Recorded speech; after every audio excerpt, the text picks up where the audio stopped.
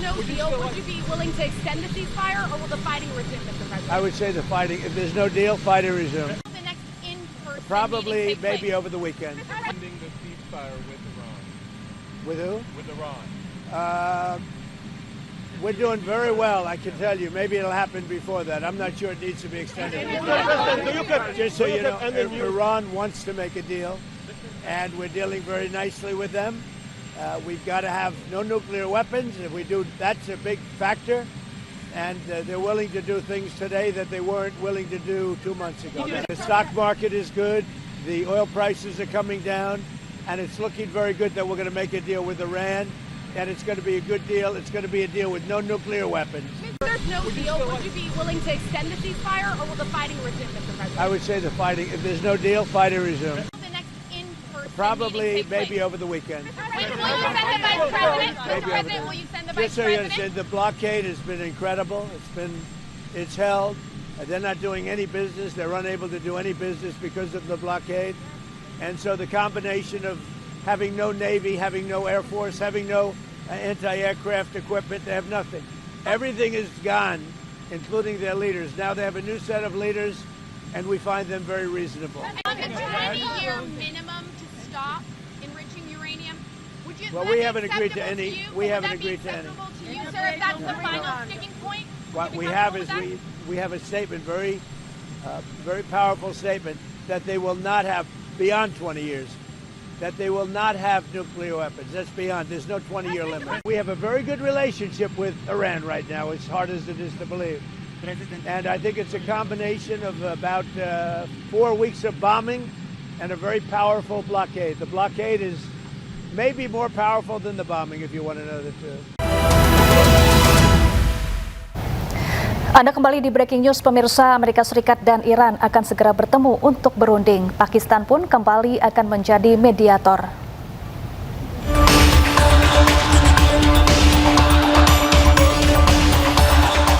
Lebih dari 1,5 bulan, konflik Amerika Serikat, Israel, dan Iran belum juga reda.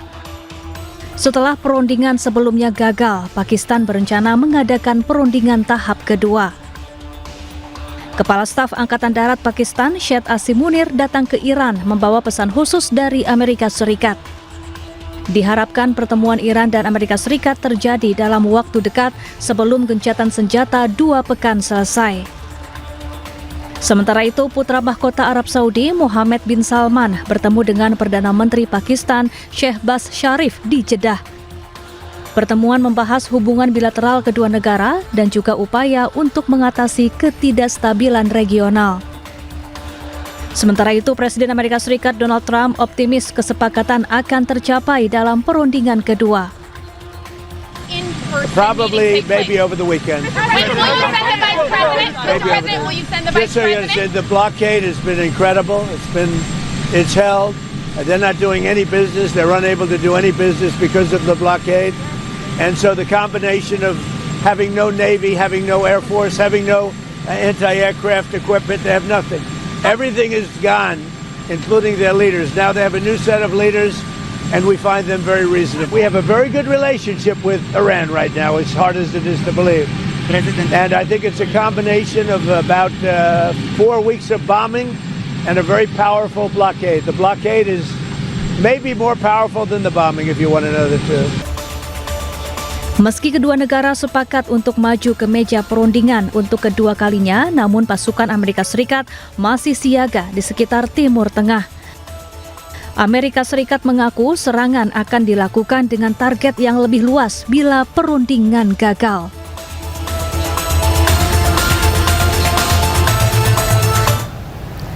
Sementara itu, Perdana Menteri Pakistan Shehbaz Sharif tiba di Doha, Qatar. Kedatangan ini adalah bagian dari rangkaian kunjungannya ke negara-negara Teluk di mana Pakistan memimpin upaya perdamaian konflik Amerika Serikat dan Iran.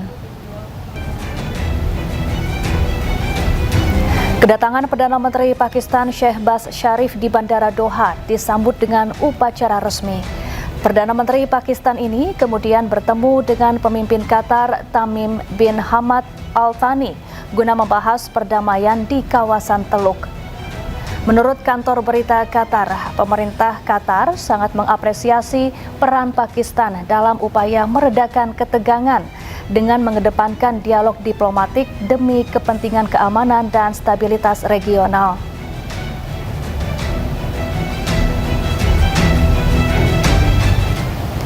Pemirsa, ratusan warga Palestina di Ramallah turun ke jalan memperingati Hari Tahanan Palestina. Aksi ini dilakukan di tengah protes keras atas undang-undang Israel yang mensahkan eksekusi mati tahanan Palestina.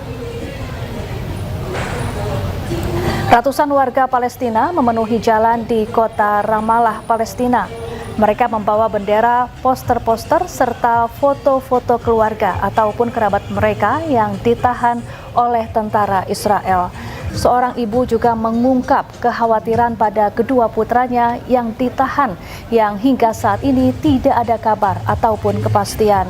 Warga Palestina memperingati Hari Tahanan setiap tahunnya pada 17 April. Ini adalah sebagai bentuk solidaritas bagi para tahanan yang ditahan Israel. مشان يوم الأسير أعبر عن ما في داخلنا. احنا خايفين على أولادتنا، كلكاين أولادتنا جعانين، مش معالجينهم، مش مطمنين عنهم، ما نعرفش عنهم شيء. يعني الشيء اللي بنتمنى بطلنا يعني ما بدناش يطلعوا. أنا بس بتمنى أشوف مسمع صوتهم، أطمن عنهم، يراجعونا مثل ما بكينا قبل 7 أكتوبر. زيارات وأكل يومهم كلهم 3 سنين غير واحد، كلهم 3 سنين تجويد، ما عندهم أي تواصل معنا، ما عندهم. Pemirsa, warga Gaza berkumpul di luar kantor Komite Internasional Palang Merah untuk memperingati Hari Tahanan Palestina. Dalam aksi ini, warga juga memprotes dan meminta mencabut undang-undang hukuman mati Israel. إلى رمرة العزة والكرامة التي لا يعلو فوقها. Sejumlah warga yang terdiri dari berbagai elemen masyarakat terlihat memegang foto-foto warga Palestina yang ditahan pemerintah Israel. Foto Dr. Hussam Abu Safieh juga terlihat dengan tulisan memprotes hukuman mati.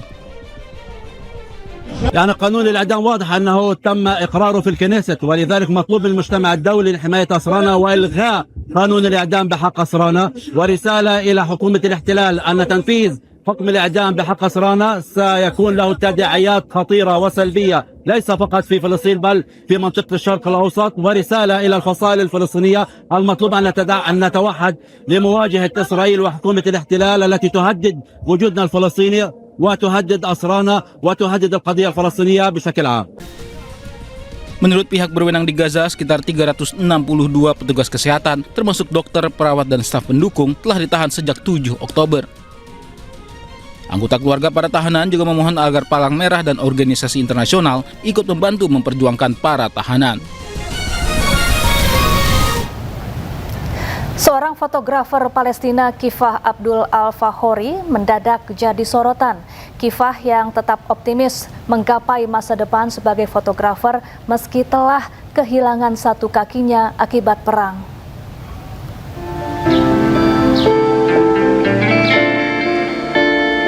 Meski hidup dengan keterbatasan, senyum Kifah Al-Fahori masih tetap bisa mengembang. Ambisi setinggi langit yang sempat hancur lebur, kini perlahan mulai digantungkannya lagi. صار ضربة جامدة وتصابت أنا، فقدت رجلي، فقدت صحباتي الله يرحمهم. كتير يعني كان إشي كتير ألم، يعني بوجع يعني الإشي اللي صار، يعني إنه أنا فترة اللي أنا كنت في شغلي وفترة إني أنا سبت الشغل ورحت على مكان تاني إن أنا أستريح فيه وأروح أشتغل فيه وأقعد فيه أستريح وهيك، صارت الضربة هاي وكتير يعني أثرت في هاي الضربة لأنها مش بس أخذت رجلي لإلي أنا، أخذت صحباتي.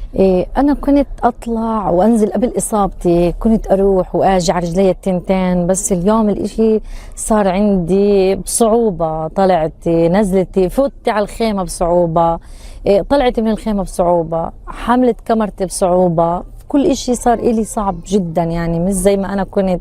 أنا كتير يعني كنت إشي كبير، وهالقيت صار يعني الإشي صار بالنسبة لإلي كتير مش عارف شو أحكي. Ya pemirsa, gencatan senjata antara Israel dengan Lebanon resmi berlaku. Kali ini gencatan senjata berlangsung selama 10 hari.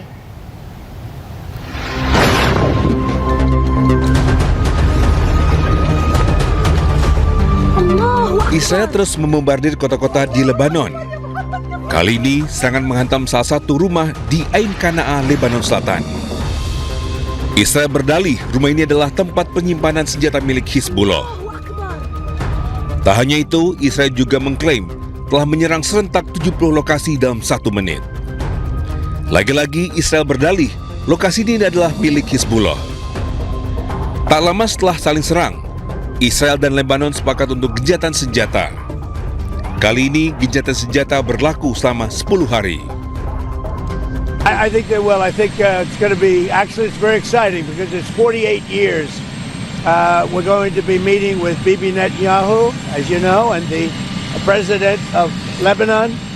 And I had a great talk with both of them today. They're going to be having a ceasefire, and that'll include Hezbollah.